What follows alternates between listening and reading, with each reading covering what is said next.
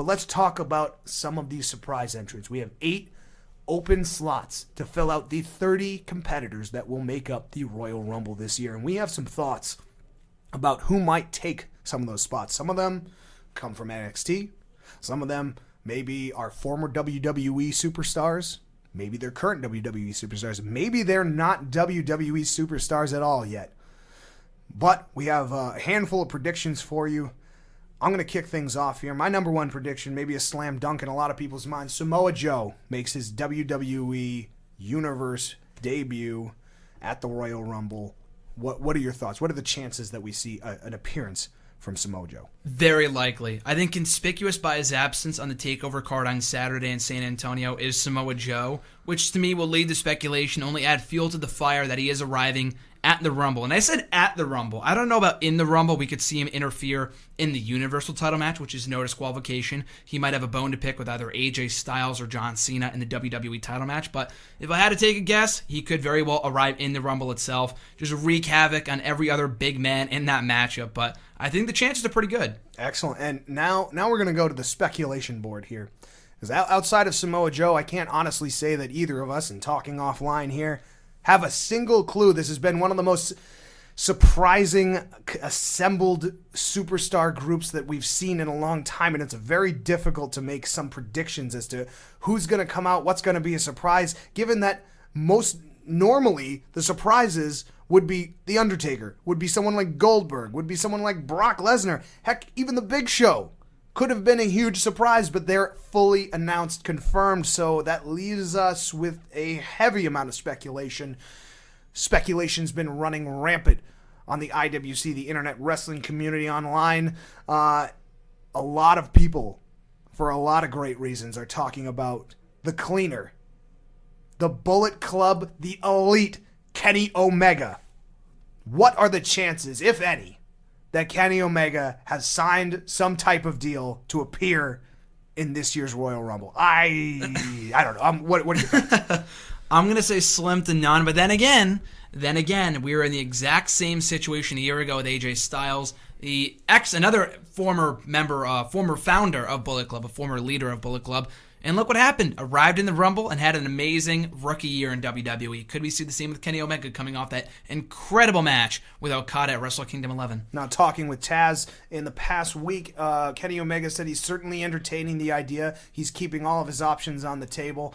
Does he think that this is the right time? That's going to be seen over time, and we'll see what Kenny Omega brings to this. He is elite. He is a world-class superstar, and when he walks into a WWE ring, he will not be going to NXT.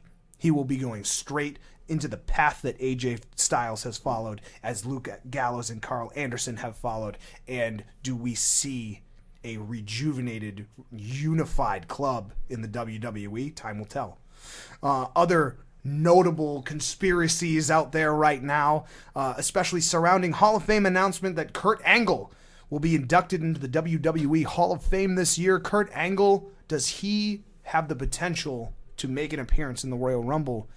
And amidst lots of different types of health concerns that we hear about in the rumor mills out there, does that play a factor? Even knowing that Kurt Angle in March will be facing Cody Rhodes in a steel cage match at a high school in Connecticut, certainly Waterbury, baby. Certainly does not speak to the fact that Kurt Angle is slowing down his in-ring performances. This does not look like a man who's retiring because he's entering a Hall of Fame.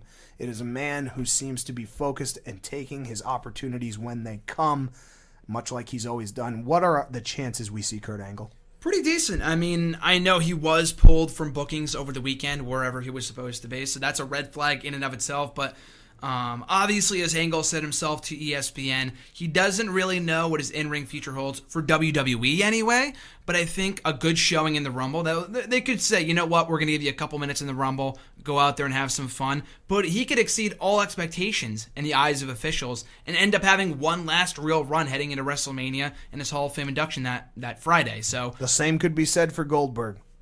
You know, it was supposed to be a one and done, or that's what the rumor mill produced as a one and done, and here we are looking at Goldberg potentially taking the reins and going all the way to WrestleMania with it.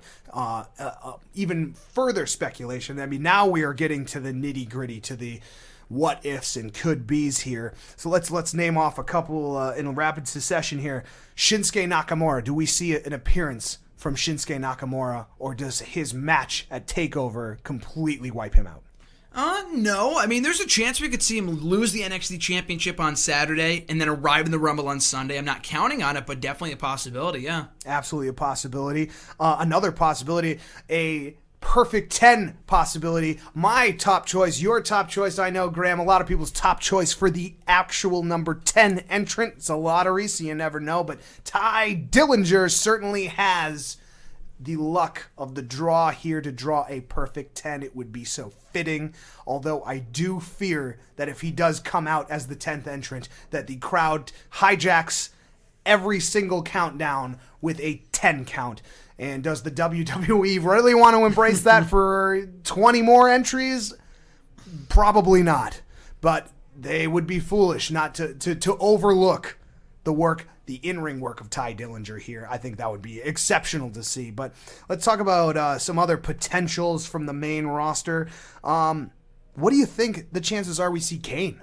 I was just about to say, he's an honorable mention of mine. We have not seen Kane in 2-3 months. He's really been kind of absent on the SmackDown brand, but come on. How can you have a Royal Rumble match without Kane? In the 20 years that he's been in WWE, this year marking 2 decades since he arrived in the company, he has only missed one Royal Rumble, that being 5 years ago, 2012. Other than that, Kane has been in every other Royal Rumble match with the most amount of eliminations, not in one match, a record that was broken by Roman Reigns, but consecutively over the course of 20 years. Kane's nearly a shoo-in for the Rumble on Sunday. Now, do we see the team-up of the Brothers of Destruction then clear the ring entirely, and does Kane bring that kind of passion back for The Undertaker? And yes. we see the Brothers of Destruction as the last 2 people standing. Ooh, Kane has never won a Rumble. Kane's never won a Rumble, so him and Taker going at it one last time would definitely be interesting. Very, very interesting. Another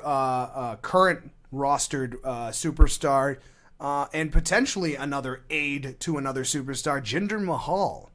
What are the potential here that Jinder Mahal has positioned himself, along with the persuasive powers that Rusev has with management, to also be in the Royal Rumble match, specifically to continue that alliance with Rusev and push forward their agenda of hurting Americans, it seems. Decent chance if Rusev can pull the strings and land a Rumble spot for Jinder Mahal, then I would expect Enzo to enter as well and kind of join Big Cass. So yeah, definitely some room for possibility there for Jinder to enter the fray on Sunday. Now, as not a big imposing personality here, but someone that certainly brings a quickness, a skill set that is perfect for a Royal Rumble match. Do we see the return, the final reveal of Shelton Benjamin in a WWE ring once more? The funny thing is that we've been speculating for years. There have been countless Royal Rumbles where I could not tell you how many times I have heard, oh, John Morrison's coming back tonight, MVP's coming back tonight, Shelton Benjamin's coming back tonight. But the thing with Shelton was that he was originally supposed to come back a couple months ago, got sidelined with a shoulder injury. He's been out 6 months. The recovery time for his shoulder injury was about 6 months. He did say on Twitter recently, it's out of the cards, he's still rehabbing, but it's WWE. Expect anything. I think there's a chance, and I hope so. And expect anything from the King of Kings. Triple H can always, at any point in time, do whatever he wants, it seems. If he wants to be in the Royal Rumble, if he wants to be number 30 in the Royal Rumble, I believe he has what people would call an in with the current management that runs these type of things, and he's been known to be somewhat of a master manipulator. So what does that mean for Triple H entering this already stacked lineup of superstars? I'd already be surprised if he didn't enter the Rumble just because he won it last year. And how often is it that the Rumble winner from the year prior does not enter the Rumble the next year? He has a bone to pick. He's won 2 Rumbles before. He wants to make it 3 along with Stone Cold Steve Austin. But then again, we forgot to mention him earlier, Seth Rollins. What are the chances that Triple H comes down to enter the Rumble and Seth attacks him from behind? Or Triple H enters the Rumble and Rollins takes the spot of a Mojo Rawley? I mean, the possibilities are endless, and I expect to see some sort of face-to-face between those two at the Rumble.